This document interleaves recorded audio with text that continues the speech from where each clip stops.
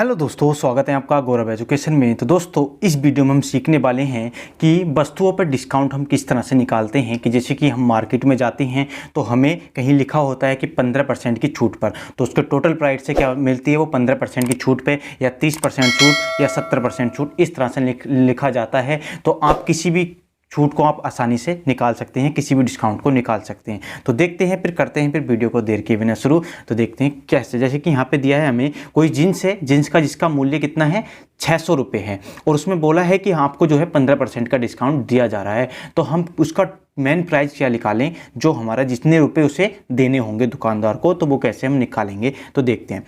जैसे कि हमें कहा है 600 रुपये पे कितने परसेंट की छूट है, तो 15% की छूट है। तो हमें पहले 600 का 15% निकालना होगा। तो हम 600 का 15% किस तरह से निकालते हैं, तो कैसे लिखेंगे, 600 गुणा 15 और प्रतिशत का ये इस तरह से लिख देंगे, प्रतिशत का साइन। अब क्या करेंगे, 600 गुणा 15 प्रतिशत का साइन हटाएंगे और बटे में क्या लगा देते हैं, 100 लगा देते हैं। ठीक है।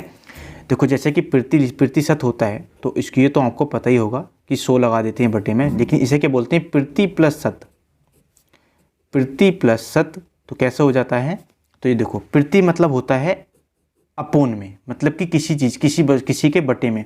तो शत मतलब होता है 100, बटे में हमें किससे 100 से भाग करनी पड़ती है।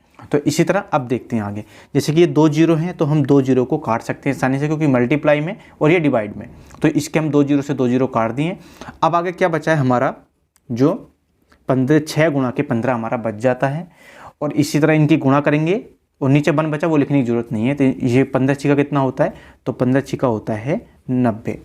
मतलब कि हमें जो है उस जींस पे कितने रुपए की छूट मिल रही है, तो हमें 90 रुपये की छूट मिल रही है। अब हम ये निकालेंगे कि उसे कितने भुगतान करना होगा। तो भुगतान निकालेंगे,